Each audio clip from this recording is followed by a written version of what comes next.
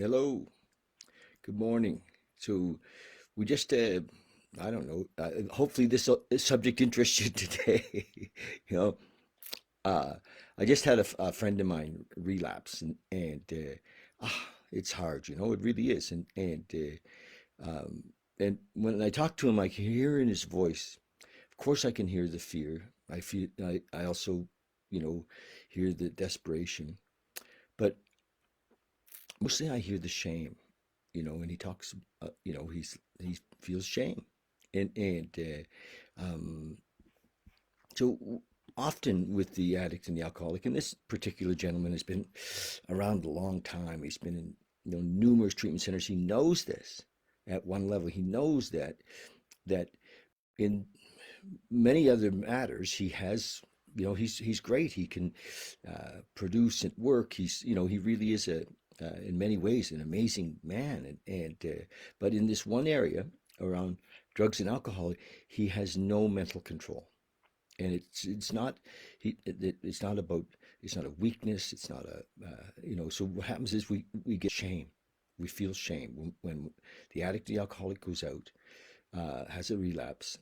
Often we don't feel, oh my gosh, my disease came back.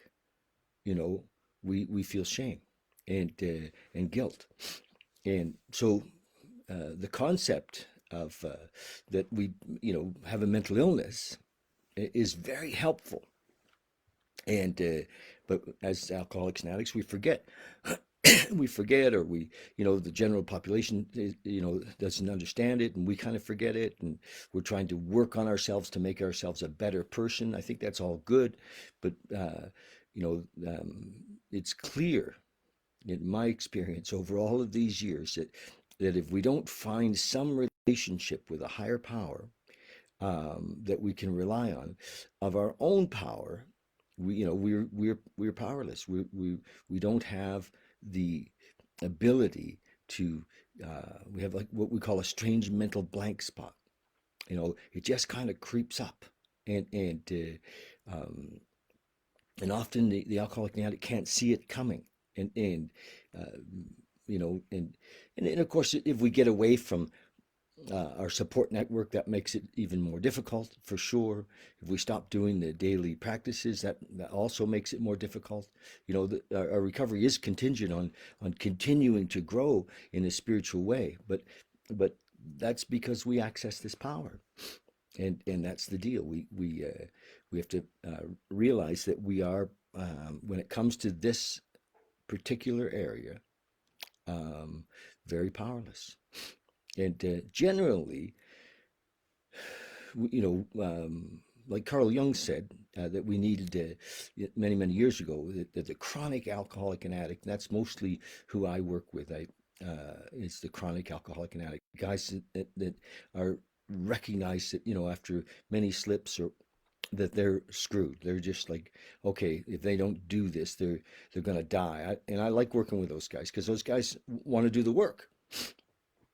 Anyway, Carl Jung said that for the chronic alcoholic and addict, there's very little hope unless they have a complete psychic change. And so we use the concept of a higher power to have that psychic change, and we come to believe that there's something greater in the universe than us, that we're not the be all and the end all. And so when we do that, we start to then have this connection with this thing, this isness, this universal intelligence, this consciousness, right? So that's what we do, and it works. I can't explain how it works. I can't defend it even. I can just tell you that it works for me, and I've seen it work for countless other people. But shame actually takes us out of it. It's interesting. So we go out. My friend has a relapse. He sees the things that how he distanced himself, how he get, so he has this relapse, but shame beats us up. Shame says, I'm so unworthy. I'm so stupid. Shame says, I'm not worth this. And so when we recognize that, it doesn't matter how many times we relapse. What matters is how many times do we come back, and that we do have you know, it's a mental control. I mean, there's more that to it than that, and the recovery is more complicated than I'm saying, but it's a it's a multi-pronged recovery, and so anyway, that's I just want to share with you that when that happens, that shame often is the thing that keeps us from coming back. Excuse me. And shame kills us. It kills the alcoholic and the addict, and drives us away from people. And if we recognize, and even if those of you who are not, alcoholic and addict, if you recognize that we're talking here about an illness, like if your friend had cancer and it came back, he it was in remission and it came back. Do we shame them? Do we separate ourselves from them? No. The symptoms of the disease of alcoholism and addiction are definitely difficult. Because sometimes when people are in the throes of it, it's very difficult to deal with them and all of that, because the person that we knew is not there. We clearly see that. What happened to that man? He's not the same person. So we're talking about mental illness anyway. Okay, nothing bad about it, just a fact. And if we recognize the fact, we can deal with it. And also the fact is that millions of people have recovered from this seemingly hopeless state of mind and body by using a spiritually based program, whatever method. It doesn't have to be in a 12-step. That people do recover that way, and they have since the dawn of time, according to Jung, when he spoke about it in the very, very, actually even before Bill Wilson got sober. The man who had been to see Carl Jung, who's written up in the book, I believe, was EBT's sponsor in the Oxford group. Anyway, for those of you that know that story, you'll understand that and that's how we got to use that story from Jung, because Jung gave him the advice that he needed to have this complete psychic change, and that he wasn't a bad person who needed to get better. He was a sick person who needed to get well, and the only way he could get well was to have this. So that's it. I'm going to read. Today is the 9th of April, and we've been reading from this little book for a while here, haven't we? And we're going to read it's called the 24-Hour Day Book, and 24-Hour Day Book. And in this little section he's been talking about, I just want to read, back on the 7th of April, he said, an alcoholic finds a way to solve his personal problems. He does this by recovering three things. First, he recovers his personal integrity. Next, which was yesterday, he recovers his faith in a power greater than himself. And then this is the third thing. The alcoholic recovers his proper relationship with other people. So those are the three things that he thought were the order of things. He thinks less about himself and more about others. He tries to help other alcoholics. He makes new friends so that he is no longer lonely. He tries to live a life of service instead of selfishness. All his relationships with other people are improved. He solves his personality problem by recovering his personal integrity, his faith, and his higher power, and his way of fellowship and service to others. So that's a real miniature synopsis of the recovery path. It's a little more in depth than that, but that's the in a nutshell. Meditation for the day. All that depresses you, all that you fear, is really powerless to harm you. These things are but phantoms. So arise from earth's bonds, from depression, distrust, fear, and all that hinders your new life. Arise to beauty, joy, peace, and work inspired by love. Rise from death to life. You do not even need to fear death. All past sins are forgiven if you live and love and work with your higher power, with your God, with your universal intelligence. Let nothing hinder your new life. Seek to know more and more of that new way of living. And that's really what happens, I think, when people, recover in the 12-step world. That we become, what happened for me is I became a spiritual student, and I'm still a spiritual student, and there's always more growth possible in the relationship with this higher power, and so I'm so grateful for that. Prayer for the day. I pray that I may let God live in me as I work for Him. I pray that I may go um, out into the sunlight and work with God. So, whenever we refer to God, it, we, for me, I want to be clear that I'm referring to your interpretation, your understanding of God, not a particular spiritual belief system or any particular religion, however you conceive. And that makes it sometimes a little more difficult, but it opens the door really wide for all of us. How do we see this? How do we, um, you know, yeah. Hi, Jesse. Nice to see you. Um, so, so that's the deal. Understanding that we are not. Uh,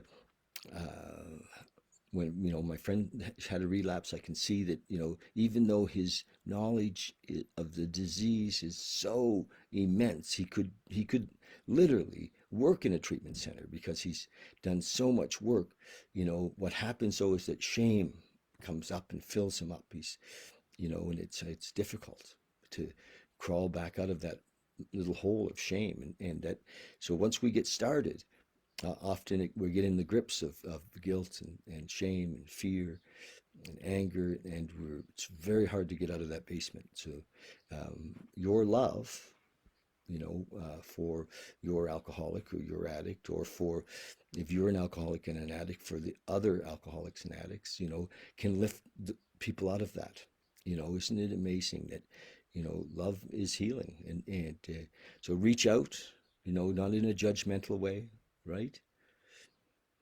Reach out in a loving way, no matter how many times a fella falls off and or goes back out. And sometimes they're angry too. They go back out and they're mad at the program, they're mad at God, they're mad at, and that's all part of the illness. It really is. It's not, and they're truly mad at themselves. And but there's no need for that if we recognize that we have a disease, and that it's not. Yeah, it's a touchy one, but it's, we have, it's, I mean, every Western um, health organization recognizes addiction and alcoholism as a mental illness, and not as a moral dilemma. You know, and we use a spiritual path for recovery, and there are many components to that, and many complementary uh, possibilities as well in that recovery process. It's not, it isn't exclusively that we use that. I mean, therapy can help, yes, helps us to see ourselves, and once we know ourselves, we recognize why we need help to surrender the the things that we've been holding on to about ourselves, our story about ourselves of not good enough, and the world's not a safe place often is part of our story, and we're living in fear is part of our story, and when we build a relationship with a higher power, those things fall away. Those things evaporate, they melt. Love melts those things. So, okay, we're going to um, we're just going to have a little bit of a meditation, really short. And so I do this every day just to really to, because I love to do it, but I also do it because often, the addict and the alcoholic says, I can't meditate. That's bullshit, man. My mind is too busy. I cannot do that. As soon as I close my eyes, my mind's just off like a. So practice. Okay, this is a practice. Of course, you can't, your thoughts are all over the place. I understand that. You know, nobody says that it wasn't going to be that way. You know, that we're just going to get there in 2 minutes, right? Um, so here we go. We're going to just close our eyes and literally 3 or 4 minutes, and that's all. I mean, anybody can do 3 or 4 minutes, right? So let's just try this. Close your eyes. Wherever you're sitting, it doesn't really matter. If you're in the car, pull over. And come into your breath.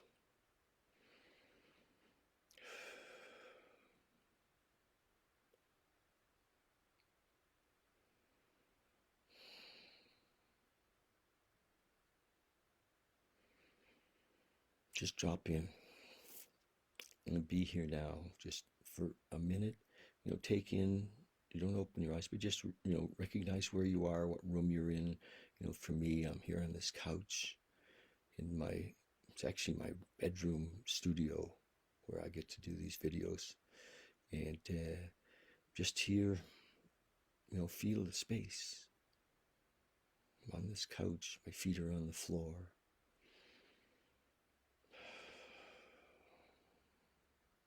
Just come into this moment, into this space, and experience your body for a second.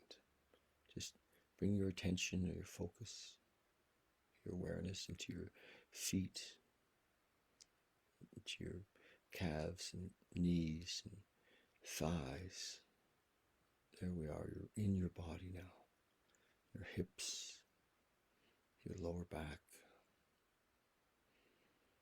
Just bring your mental attention to those places. And as you're here, in your shoulders, your neck, you're truly here in this moment. In your breath, your shoulders again, and your arms down to your hands.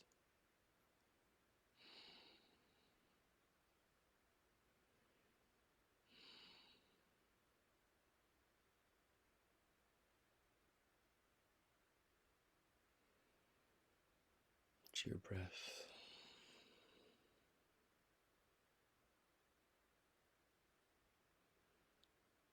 If there are sounds, just include them in this moment. Just be here. Take them in as if they're actually part of this moment, because they are.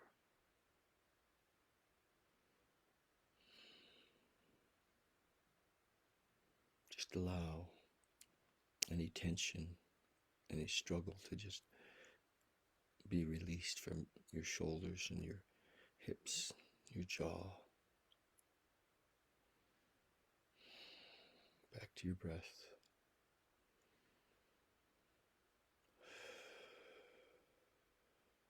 If any thoughts come, just gently let them go. Just gently let them go. They'll be waiting for you. That's okay.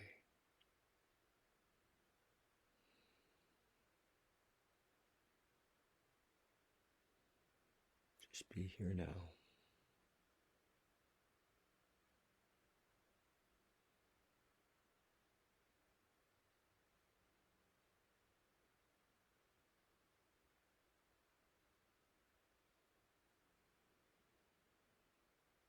No matter what we've done or haven't done, we are worthy of love.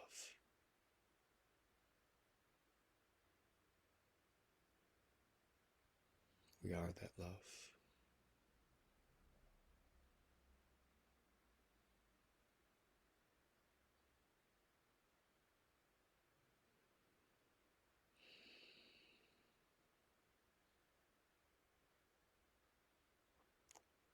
Just feel the stillness, the quiet and the stillness in this moment. I'm going to leave you, but you can stay in this space as long as you like. Practice this through the day if you like. Okay, you guys, love you so much. Thank you.